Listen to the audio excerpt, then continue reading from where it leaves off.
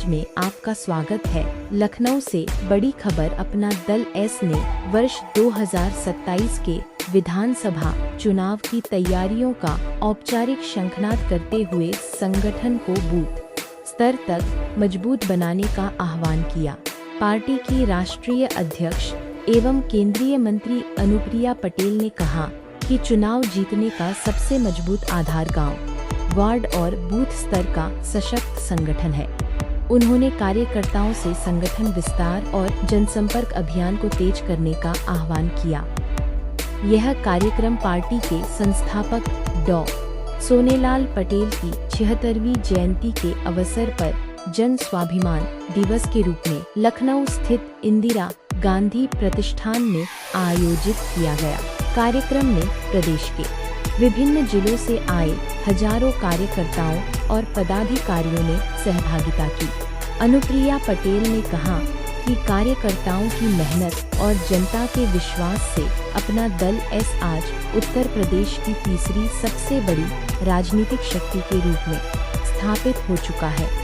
आज प्रदेश विधानसभा में 13 विधायकों के साथ प्रभावी भूमिका निभा रही है और सामाजिक न्याय, पिछड़े, दलित और वंचित वर्गों के अधिकारों की रक्षा पार्टी की मूल विचारधारा है।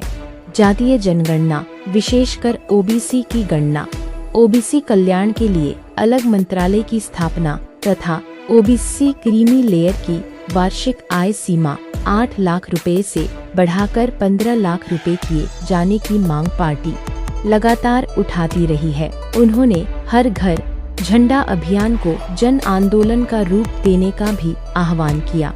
कार्यक्रम की अध्यक्षता प्रदेश अध्यक्ष आर.पी. गौतम ने तथा संचालन राष्ट्रीय सलाहकार राजेंद्र प्रसाद पाल ने किया। वही माड़ियाहू विधायक डॉ. आर.के. पटेल व जिलाध्यक्ष लाल बहादुर पटेल ने सैकड़ों गाड़ियों के काफिले के साथ सभी जिले के कार्यकर्ताओं के साथ लखनऊ कार्यक्रम में पहुंचे। इस अवसर पर प्रदेश के प्राविधिक शिक्षा मंत्री आशीष पटेल, डॉ. सोनेलाल पटेल की सुपुत्री अमन पटेल, राष्ट्रीय उपाध्यक्ष माता बदल तिवारी, राष्ट्रीय महासचिव जमुना सरोज, पप्पू माली, ओपी कटियार तथा विधायक डॉ. आर.के. पटेल, सुनील पटेल, डॉ. रश्मि आर्या, सरोज कुरील, जयकुमार जैकी पटेल, रिंकी कोल, डॉ. सुरभि, रामनिवास वर्मा, सफीक अहमद, जितलाल पटेल सहित अनेक प्रांतीय पदाधिकारी एवं प्रदेश भर से आए हजारों कार्यकर्ता उपस्थित रहे। और सभी कार्यकर्ताओं ने संकल्प ले लिया है। हम एक एनडीए गठबंधन का हिस्सा है और हमारी पार्टी, हमारा गठबंधन तीसरी बार उत्तर प्रदेश में सरकार बनाए, इसके लिए सभी कार्यकर्ताओं में आज ऊर्जा फूंकने का भी काम किया गया। 2027 में क्या पार्टी अकेले चुनाव में लड़ेगी? हम एनडीए गठबंधन का हिस्सा हैं और इस गठबंधन के तहत ही लगातार हमने कई चुनाव लड़े हैं। हम 2 लोकसभा चुनाव लड़ चुके हैं और इसके साथ ही 3 लोकसभा चुनाव लड़ चुके हैं, 2 विधानसभा चुनाव लड़ चुके हैं और आने वाला चुनाव भी एनडीए गठबंधन के सीटों को लेकर सीटों के बंटवारे को लेकर अभी कोई चर्चा नहीं हुई है, लेकिन समय आने पर सीटों के बंटवारे को लेकर भी चर्चा हो जाएगी। फिलहाल एनडीए गठबंधन का हमारी पार्टी अंग है और जो हमारे एनडीए गठबंधन का ट्रैक रिकॉर्ड रहा है और हमारी पार्टी का विशेषकर से जो प्रदर्शन रहा है उससे बेहतर प्रदर्शन होगा। हम अपने गठबंधन को भी मजबूत करेंगे, गठबंधन के साथियों को भी जीत सुनिश्चित कराने के लिए हमारे पार्टी के सभी कार्यकर्ता पूरी मजबूती से प्रयास करेंगे। संगठन को लगातार मजबूत किया जा रहा है और मुझे पूरा विश्वास है एनडीए गठबंधन का भी प्रदर्शन तीसरे विधानसभा चुनाव में पिछले चुनाव से बेहतर होगा और हमारी पार्टी का प्रदर्शन भी हमारे पिछले प्रदर्शन से बेहतर होगा। मैम, उत्तर प्रदेश में इन दिनों राम मंदिर चढ़ावा चोरी को लेकर काफ़ी चर्चा है और विपक्ष काफ़ी आरोप लगा रहा है सरकार पे कि सरकार बचाना चाह रही है बड़ी मछलियों को। आप इसको किस तरह देखती हैं? नहीं, देखिए, राम मंदिर चढ़ावा चोरी का जो प्रकरण है इसमें मैं अपनी पार्टी की तरफ से पहले भी स्पष्ट कर चुकी हूँ। करोड़ों लोगों की भावनाएं जुड़ी हुई हैं, आस्था का विषय है और जो लोग भी इसमें दोषी हैं उन्हें बचाने का तो सवाल ही नहीं पैदा होता। एसआईटी ने अपनी प्रारंभिक जांच सौंपी, उसके बाद कई लोगों की गिरफ्तारियां हुई और जब ये अपने अंतिम निष्कर्ष पर पहुंचेगा तो आप देखते जाइए कि और भी कई लोग जो इस गुनाह में मैं कहूँगी कि शामिल है, निश्चित रूप से सभी सजा पाएंगे। कोई भी दोषी बख्शा नहीं जाएगा और बख्शा जाना भी नहीं चाहिए। ये बहुत बड़ा प्रकरण है और इसमें जो भी दोषी हैं सबके ऊपर कड़ी कार्रवाई होगी। लेकिन विपक्ष का कहना है कि जो चंपत राय हैं, अनिल मिश्रा हैं, इन लोगों पर अभी तक ना मुकदमा दर्ज हुआ है ना कोई कार्रवाई हुई है, जबकि ये ट्रस्टी थे। मैंने वही बात आपसे कही कि जो गिरफ्तारी का जो एक प्रकरण है वो प्रारंभ हो चुका है, प्रक्रिया प्रारंभ हो चुकी है। जब ये पूरी जांच रिपोर्ट, ये कार्रवाई अपने अंतिम निष्कर्ष तक पहुंचेगी तब आप देखेंगे कि और भी कई लोगों की गिरफ्तारी होगी इस प्रकरण में, चाहे केंद्र सरकार हो चाहे राज्य सरकार हो। हमारा नजरिया बिल्कुल स्पष्ट है, जो भी राम मंदिर चढ़ावा चोरी में शामिल है ना वो बख्शा जाना चाहिए ना वो बख्शा जाएगा। समाजवादी पार्टी पीडीए को साथ लेकर आगे बढ़ रही है, आपका ओबीसी कोड है, आपको क्या लगता है 27 के चुनाव में इसका साथ? देखिए ऐसा है, समाजवादी पार्टी पहले भी आप देखिए विधानसभा का हमारा 2017 का चुनाव हो, 2022 का चुनाव हो, उत्तर प्रदेश की जनता ने लगातार समाजवादी पार्टी और यहाँ तक कि कांग्रेस के गठबंधन को नकारने का काम किया है। और रही बात पीडीए की, तो आज हमारे एनडीए में ही पीडीए समाहित है। एनडीए ने लगातार पीडीए के हित में कई फैसले किए हैं, ऐसे फैसले जो समाजवादी पार्टी के लिए मैं कहूँगी कि उनके अपने सरकार के कार्यकाल में उन्होंने नहीं करवाए।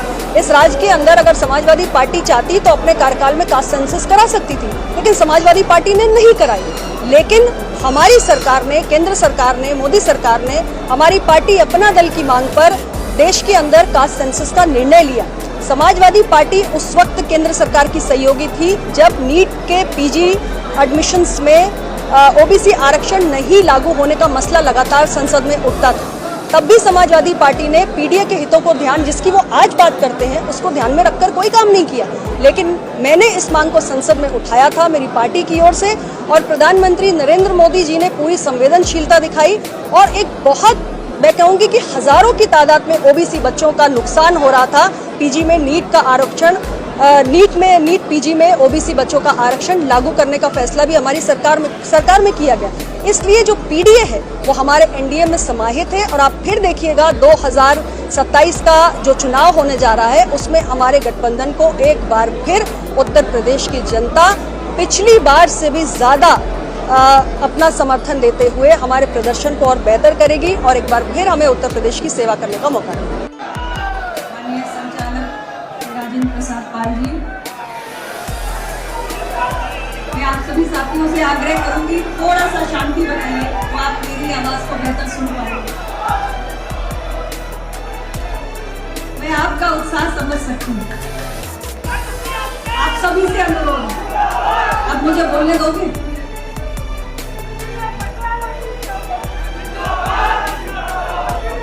आज सभी महापुरुषों को नमन करते हुए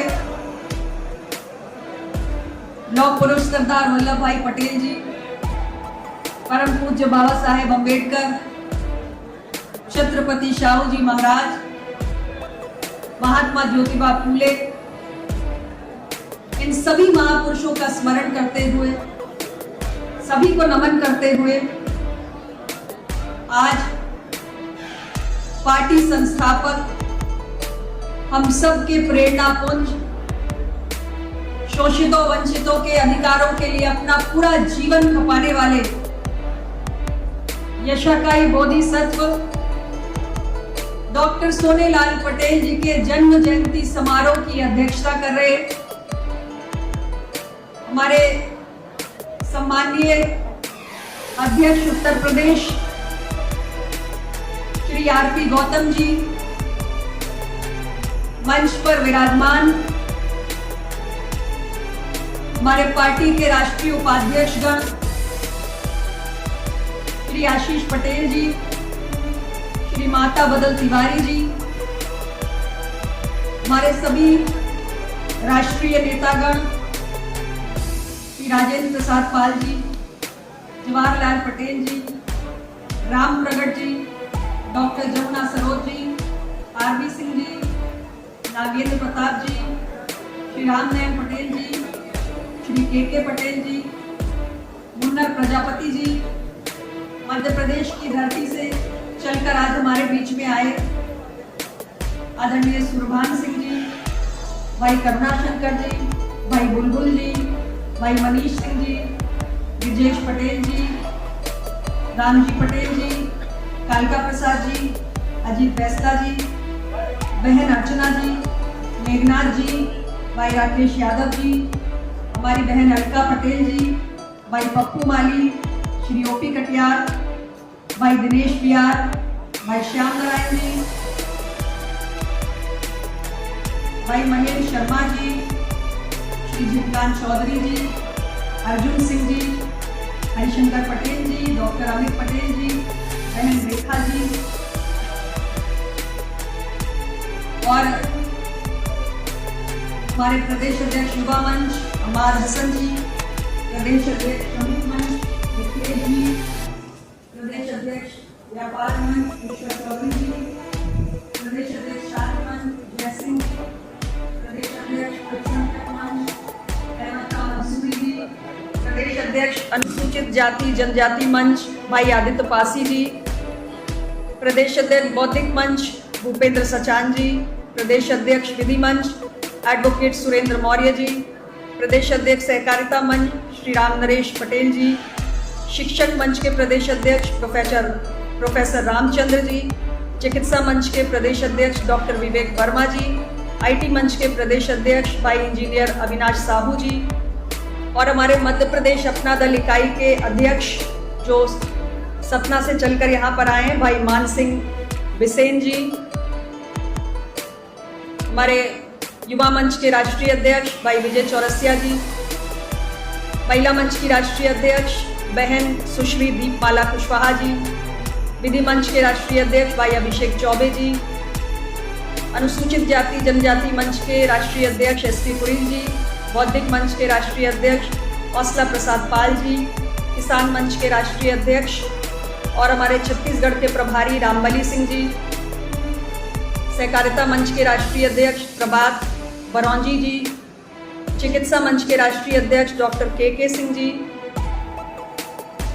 इस मंच पर मौजूद हमारे सभी सम्मानीय विधायकगण भाई शफीक अहमद अंसारी जी, बहन रिंकी कोल जी, डॉक्टर सुनील पटेल जी, डॉक्टर आर के पटेल जी, श्री राम निवास वर्मा जी, श्री वाचस्पति जी, श्री जीतलाल पटेल जी, श्री अविनाश चंद द्विवेदी जी, श्री जय कुमार सिंह जी, बहन रश्मि आर्या जी, एडवोकेट बहन सुरित सरोज कुरील जी, डॉक्टर सुरभि और खासतौर से मैं आज चूंकि हमारा ये कार्यक्रम लखनऊ जनपद में आयोजित है तो मैं अपने क्षेत्रीय अध्यक्ष लखनऊ पूनू पटेल जी, जिला अध्यक्ष हमारे लखनऊ ग्रामीण के हरिओम पटेल जी, महानगर अध्यक्ष श्री सच्चिदानंद पटेल जी और आज हम सब के बीच इस खास मौके पर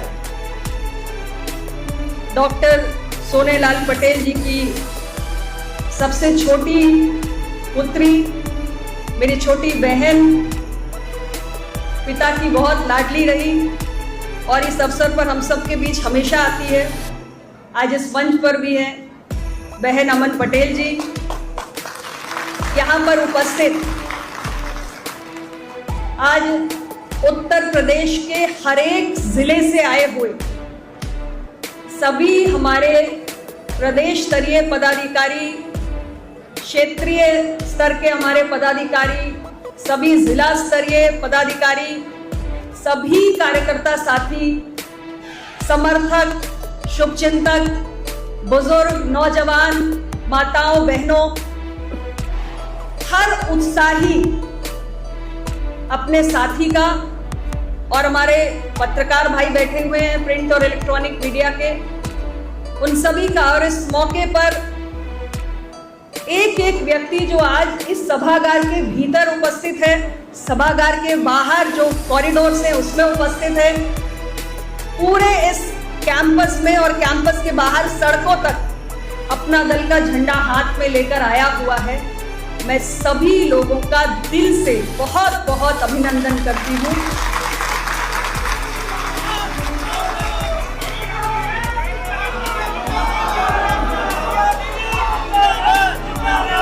आप सभी कार्यकर्ताओं का, आप सभी अपनों का जिन शब्दों में भी धन्यवाद कहूं वो कम ही होगा। सबको मैं हृदय की गहराइयों से बहुत बहुत आभार व्यक्त करती हूं।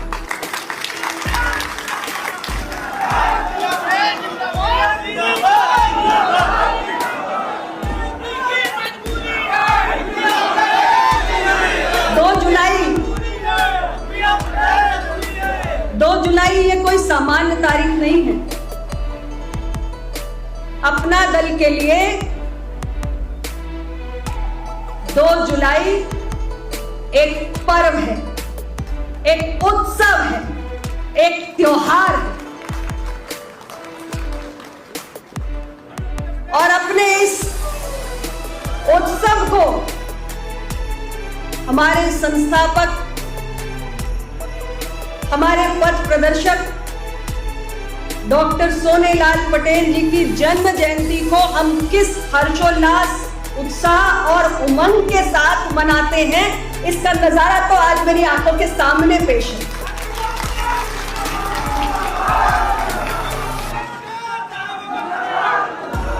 जहां तक देखती हूं, जिस दिशा में देखती हूं, चारों ओर सिर्फ और सिर्फ इस नीले केसरिया झंडे का सिपाही ही नजर आ रहा है।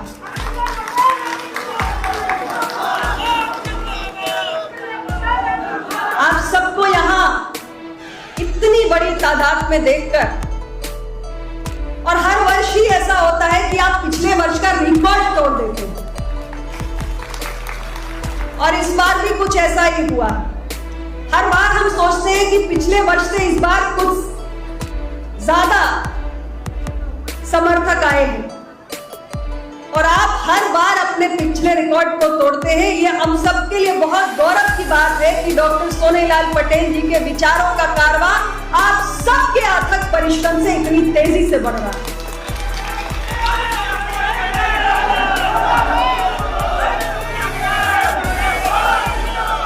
आज का ये दिन कितना यादगार है। डॉक्टर सोनेलाल पटेल जी के साथ 1995 से लेकर 2009 तक, जब तक वो हम सब के बीच भौतिक रूप से मौजूद रहे, बहुत सारे साथियों ने जुड़कर काम किया, और आज ऐसे बहुत सारे साथी इस समूह के बीच से निकलकर, इस भीड़ से निकलकर मंच तक आए, अपनी भावनाओं को व्यक्त किया, डॉक्टर सोनेलाल साहब के साथ जुड़ी हुई अपनी यादों को हमसे साझा किया, उनके व्यक्तित्व के कई पहलुओं पर प्रकाश भी डाला। मंच से लेकर मंच के सामने तक ऐसे अनगिनत साथी हैं जो अपना दल की उस दौर की संघर्ष यात्रा में भी जुड़े रहे। अभी मध्य प्रदेश की धरती से चलकर आए माननीय सूरबान पटेल जी ने कहा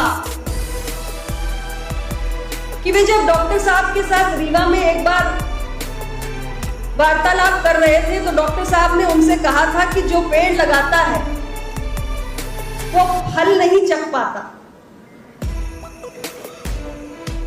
आज ऐसे बहुत सारे साथी यहां पर मौजूद हैं जिन्होंने वो पौधारोपण किया, उसे अपने खून पसीने से, अपनी तपस्या से, अपने त्याग से, अपने अथक परिश्रम से सींचा, और आज वो एक फलदार वृक्ष में तब्दील हुआ है, और हम सबको वो फल मिल रहे हैं। ये जो 13 विधायक इस मंच पर मौजूद हैं, ये उस कड़ी तपस्या से सिंचित होने वाले वृक्ष के फल के स्वाद चख रहे हैं। अगर आज अनुप्रिया पटेल देश की संसद में पहुंची है, तो मैंने भी उस फल को प्राप्त किया है जो ऐसे हजारों अनगिनत साथियों की कड़ी तपस्या के कारण हम सबको मिला। और जो साथी संघर्ष को जी चुके हैं, उस दौर के संघर्ष को, अभी हमारी एक बहन भी आई, उसकी आवाज भर्रा गई, उसकी आंखों में आंसू थे। उसने कहा कि जब पार्टी का शुरुआती दौर था, मैं 10वीं में पढ़ती थी, और हम पार्टी का झंडा कैसे दबा के लेकर जाते थे, लेकिन आज शान के साथ अपने उस झंडे को फहराते हुए लखनऊ की सड़कों का जाम करने का काम अपना दल के कार्यकर्ताओं ने किया है।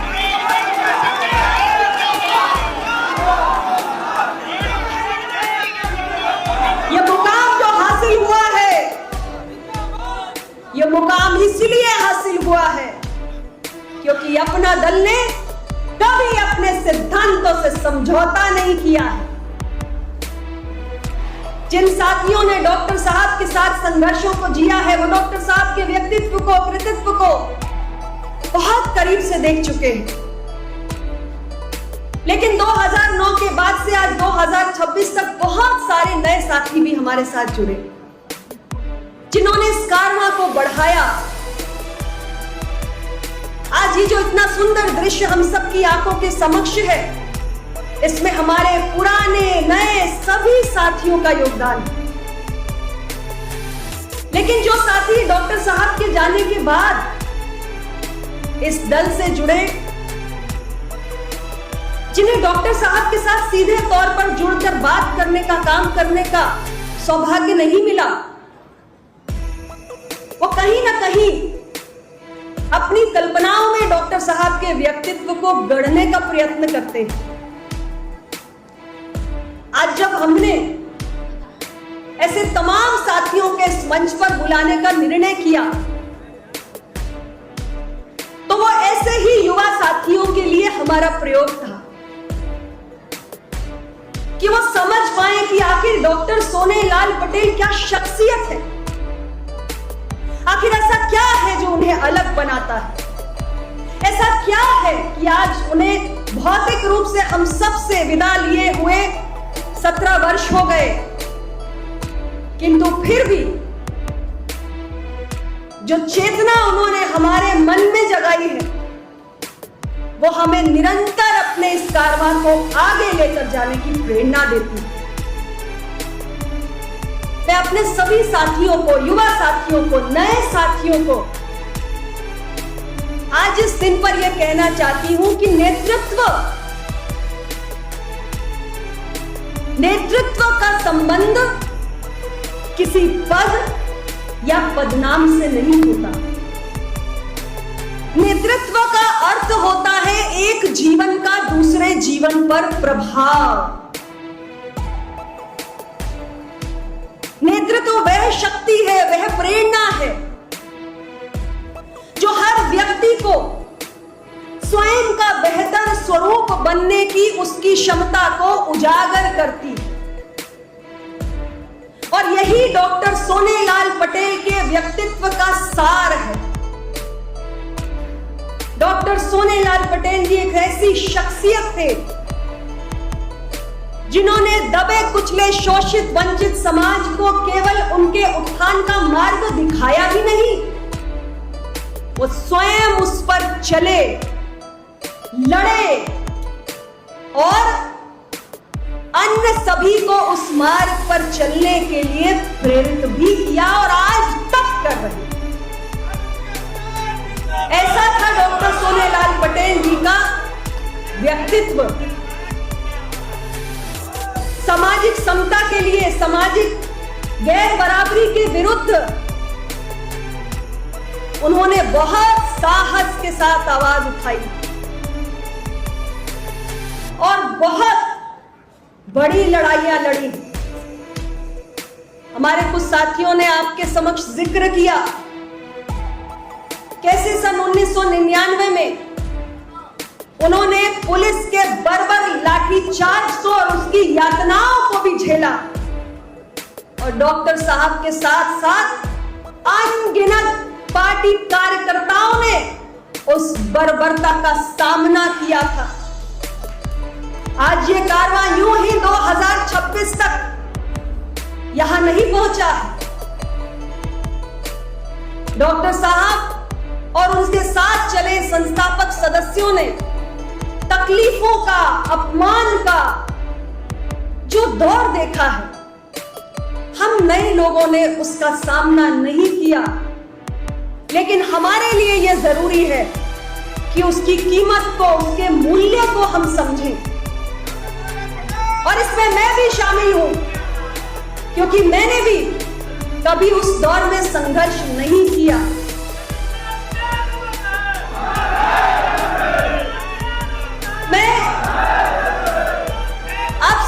को बताना चाहती हूं, आज मुझे भी, मैं विधायक बनी, सांसद बनी, मंत्री बनी, हमारी पार्टी के कई विधायक बने, एक लंबा दौर राजनीति का देखा। ये राजनीति का वो दौर है, और इससे पहले भी जब लोग सांसद, विधायक, मंत्री जैसे पदों के लिए किसी भी प्रकार का समझौता करने के लिए तैयार हो जाते। डॉक्टर सोनेलाल पटेल, मैंने आपसे कहा कि नेतृत्व का संबंध किसी पद या पदनाम से नहीं होता, और ये वो नेतृत्व है, न विधायक थे, न सांसद थे, न मंत्री थे, लेकिन आज भी करोड़ों दिलों को आज ये उनके मन में एक आशा का दीपक जलाने का काम करते हैं, और करोड़ों लोगों को वैचारिक मार्ग पर चलने के लिए प्रेरित करते हैं। डॉक्टर सोनेलाल पटेल की सोच कभी एक विधायक, एक सांसद, एक मंत्री बनने तक सीमित नहीं थी। उनकी सोच का दायरा बहुत व्यापक था। जितना कद्दावर उनका व्यक्तित्व था, ये पद उसके सामने बहुत छोटे हैं। और उनकी सोच कितनी बड़ी थी, ये आज हमें समझने की आवश्यकता है। डॉक्टर सोनेलाल पटेल जी ने पिछड़ों के, वंचितों के दर्द को अपने अंतर्मन की गहराइयों से महसूस किया है। उनका जन्म एक सामान्य किसान परिवार में हुआ था, और पूरा जीवन संघर्ष करते हुए चला गया। उन्होंने इन तकलीफों को, उस भेदभाव को, सामाजिक असमानता को हर क्षण जिया था,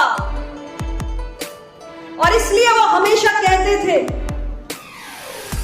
कि अपना दल का मिशन, अपना दल का उद्देश्य लोकतंत्र में सत्ता के सभी केंद्रों में, शासन हो, प्रशासन हो, मीडिया हो, न्यायपालिका हो, इन सभी में दबे कुचले, पिछड़े, शोषित, वंचित आदिवासी समुदाय की उनकी संख्या के आधार पे भागीदारी और प्रतिनिधित्व सुनिश्चित करना है, और तभी सही मायने में व्यवस्था परिवर्तन हो सकता है। डॉक्टर साहब कहते थे कि पहले हमने अंग्रेजों से संघर्ष किया, अंग्रेज चले गए, देश स्वाधीन हुआ, लेकिन आजादी के बाद लंबे समय तक, जब तक मंडल कमीशन नहीं आया, वंचितों को शासन, प्रशासन और मीडिया, न्यायपालिका में तो अभी भी मैं समझती हूं कि बहुत ही कमजोर स्थिति, उन्हें प्रतिनिधित्व नहीं मिलता था। फिर वो 90 का दशक आया, जब देश के शासन सत्ता में दबे कुचले वर्ग को प्रतिनिधित्व मिलना प्रारंभ हुआ, लेकिन डॉक्टर सोनेलाल पटेल इससे आगे की बात कहते थे। और मैं चाहती हूं कि मेरा एक एक पार्टी कार्यकर्ता जो आज यहां पर आया है, जो अपना दल का, डॉक्टर सोनेलाल पटेल का वैचारिक सिपाही है, वो इस बात को समझ कर जाए।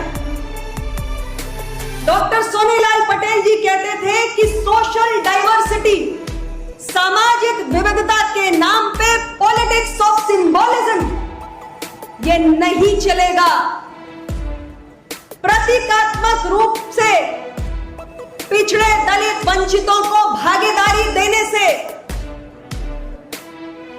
जो उनकी स्थिति में, जीवन में बदलाव आना चाहिए, वो नहीं आएगा। और इसलिए टोकनिज्म से आगे बढ़ के हमें सिस्टमिक चेंज की ओर बढ़ना है। यानी ये चारों स्तंभ जिनका मैंने आपसे जिक्र किया, मीडिया हो, न्यायपालिका हो, शासन सत्ता हो या प्रशासन हो, देश की इतनी बड़ी आबादी है, दबे कुचले वर्गों की, उन्हें सही मायने में ट्रू रिप्रेजेंटेशन मिलना चाहिए। और ये सवाल डॉक्टर साहब ने जिस दौर में उठाए, समय आज बहुत बदल गया, लेकिन जिस दौर में डॉक्टर सोनेलाल पटेल ने ये सवाल उठाए, वो दौर बड़ा मुश्किल था। और उस दौर में ऐसे सवाल उठाना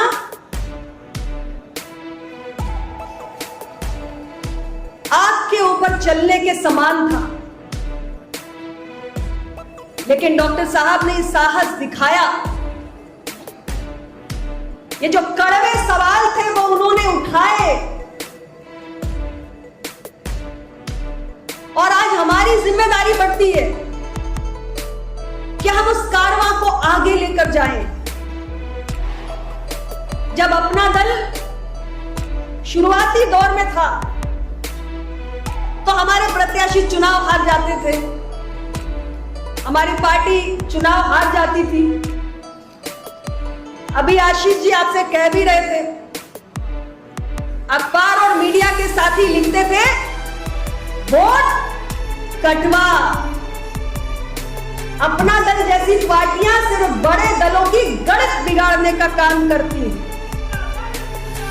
लेकिन वैचारिक प्रतिबद्धता की ताकत देखिए,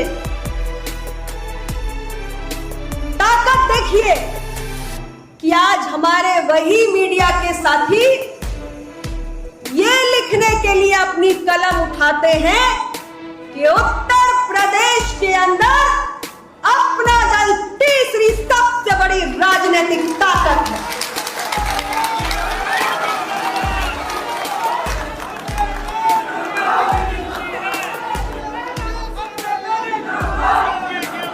अच्छे दिनों को पाने के लिए बुरे दिनों का सामना करना ही पड़ता है। ये तो प्रकृति का नियम है। अपना दल ने बहुत कठिन समय देखा है। 2009 में जब डॉक्टर साहब हमारे बीच नहीं रहे, पार्टी हेडलेस हो गई थी और सियासी गलियारों में चर्चाएं होती थी कि अपना दल का कोई भविष्य नहीं है। उस वक्त मैं तो आजीवन कर्जदार हूं वाराणसी की उस पवित्र धरती के और मेरे कार्यकर्ताओं के, जिन्होंने 2012 के विधानसभा चुनाव में अपना दल के इस नीले केसरिया परचम को उत्तर प्रदेश की विधानसभा में पहुंचा के साबित कर दिया कि अपना दल का भविष्य उज्जवल है।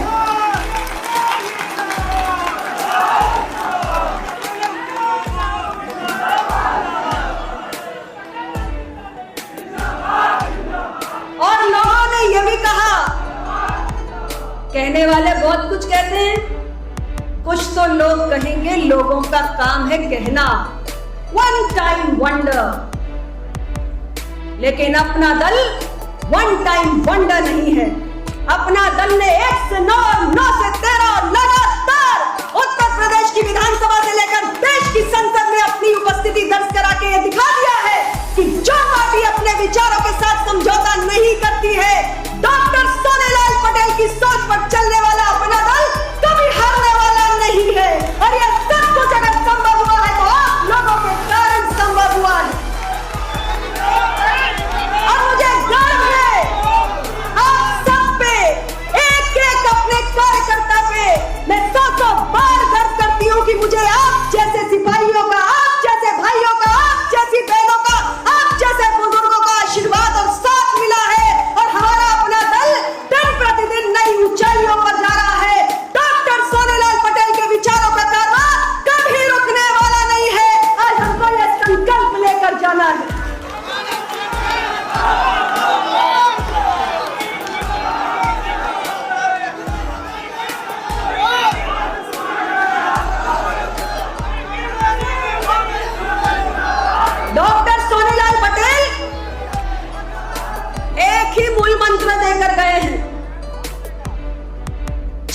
जिसकी जितनी संख्या भारी,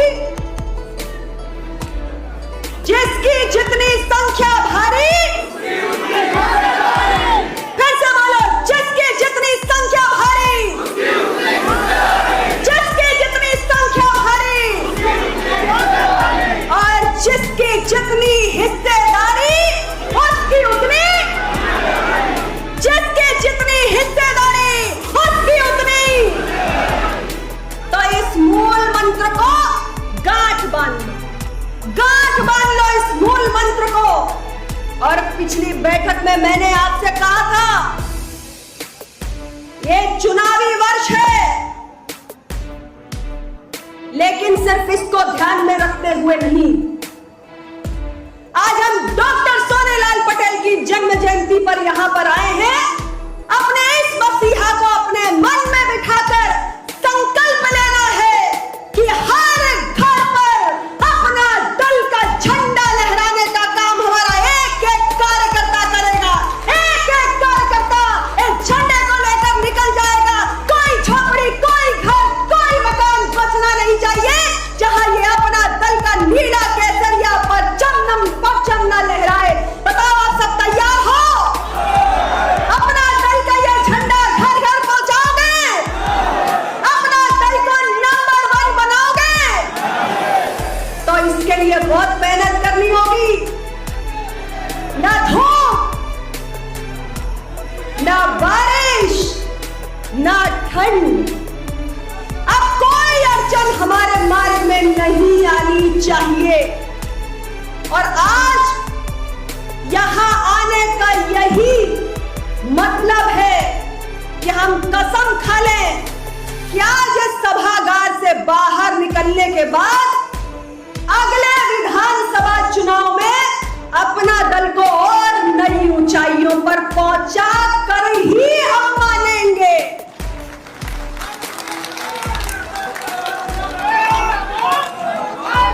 और अब समय बहुत कम है, घड़ी की सुई ऐसे टिक टिक टिक टिक टिक टिक करके चल रही है। समय बहुत कम है और हमारा लक्ष्य बहुत बड़ा है। रुकने का, आराम करने का समय अब गया। अब तो बस कमर कस लेनी है।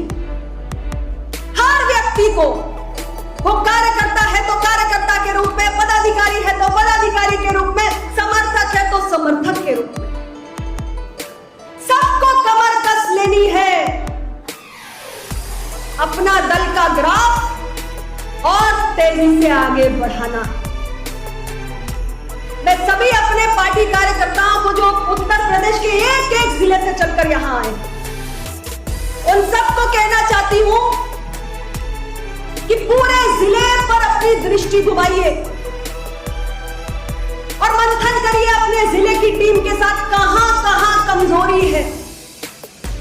जहां जहां लगता है कि आज तक हमारा झंडा नहीं पहुंचा, उन स्थानों को चिन्हित कर लीजिए, उन गांवों को चिन्हित कर लीजिए, उन बस्तियों को चिन्हित कर लीजिए और वहीं से शुरुआत कर दीजिए हर घर झंडा अभियान की। वहीं से शुरुआत करिए। और हर कार्यकर्ता को कहना चाहती हूं कि हर दिन, हर घड़ी आपको इस नेतृत्व क्षमता को स्वयं अपने परिश्रम से अर्जित करना है। कोई आपको नेता बनाने नहीं जा रहा है, ये तो आपको अर्जित करना है। डॉक्टर सोनेलाल पटेल यही सबक देकर गए हैं, अकेले निकले थे और आज देखिए आप कितने साथी उनके वैचारिक कारवां के साथ जुड़े हुए हैं।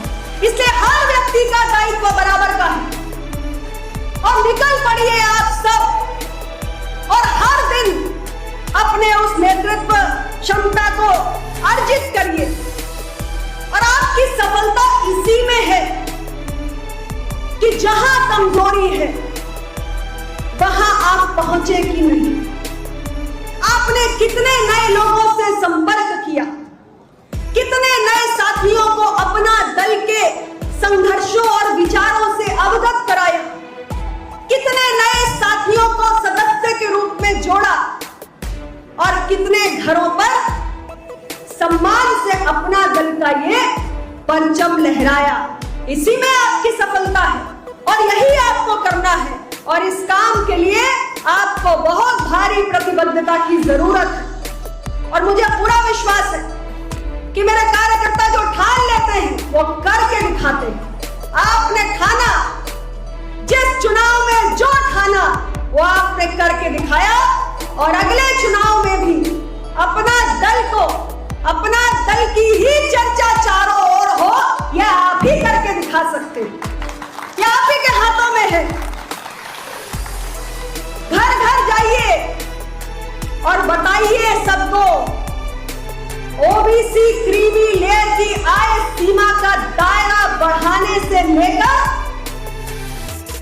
आउटसोर्सिंग में आरक्षण की नियमावली को लागू करने तक, राज्यों की प्रतियोगी परीक्षाओं में दलित पिछड़े अभ्यर्थियों को ज्यादा कट ऑफ अंक लाने की विसंगति से लेकर नीट के पोस्ट ग्रेजुएट एग्जाम में पिछड़ों के आरक्षण को लागू कराने तक, ओबीसी मंत्रालय के गठन से लेकर 69,000 शिक्षक भर्ती में होने वाली गड़बड़ियों से लेकर जातीय जनगणना कराने तक, ऐसा कोई विषय नहीं है जिस पर अपना दल ने मजबूती के साथ अपनी आवाज सड़क से लेकर संसद तक उठाने का काम न किया।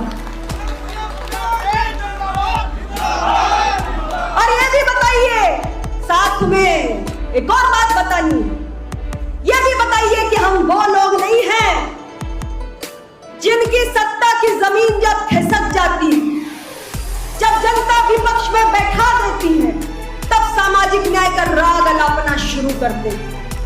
यह अपना दल वो है जो अपनी सीमित राजनीतिक ताकत के साथ सरकार में शामिल होकर पिछड़े दलितों के हक से जुड़े हुए हर मसले को मजबूती से उठाने का मादा रखता है। और अभी तो हमारी राजनीतिक ताकत सीमित है। जरा सोचिए कि जब ये राजनीतिक ताकत और बढ़ेगी तब अपना दल क्या कहर ढाएगा, ये बताने की जरूरत है। एक एक वोट हमें हमारे लक्ष्य के नजदीक ले जाता है।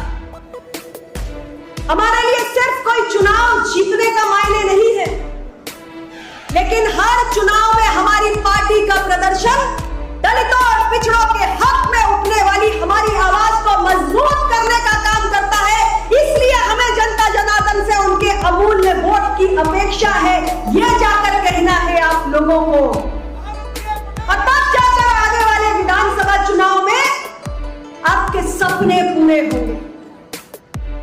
और मैं कहती हूं कि यह भी सिर्फ एक माइलस्टोन है, यह भी सिर्फ एक पड़ाव है। अपना दल को तो बहुत लंबा सफर तय करना है। Miles to go before we see. बहुत लंबा सफर तय करना है। इसलिए साथियों, प्रतीक्षा मत करो, एक भी पल मत गवाओ, अब बस निकल जाओ, माहौल बनाओ और कोहराम मचा दो। और जहां से हो वहीं से शुरुआत करो। बाधाओं की बातें, अड़चनों की बातें, ये तो निराशावादी लोग करते हैं। आशावादी लोग बाधाओं का जिक्र नहीं करते, अड़चनों को लेकर शिकायतें नहीं करते। आशावादी लोग हवाओं का रुख बदल कर रख देते हैं। और मैं आपसे पूछना चाहती हूं, हाथ उठाकर बताइए, हवाओं का रुख बदलने के लिए तैयार हो गया? घर से निकलने के लिए तैयार हो गया? हर घर पर अपना दल का झंडा लहराने के लिए तैयार हो गया? नए सदस्य बनाने के लिए तैयार हो गया? अब अंतिम बार